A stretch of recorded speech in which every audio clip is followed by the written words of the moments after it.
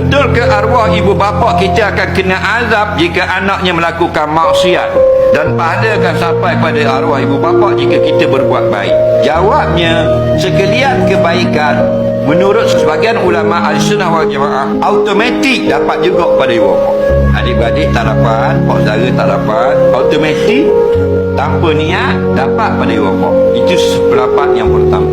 Pendapat yang kedua juga daripada Ahlussunnah wal Jamaah, kena niat.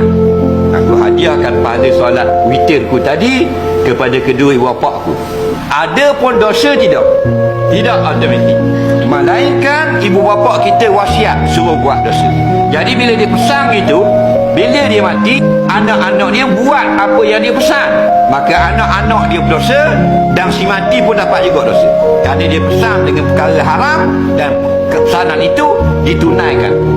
Itu kena jaga. Atau dia tak ajar anak dia semayang, tak ajar anak dia tutup aurat, dari sebab anak dia itu tidak diajar oleh bapa dia atau ibu bapa, maka dia pun terus tak tutup aurat. Selepas mati ibu bapa tetap mendapat dosa tiap kali dia keluar tidak menutup aurat.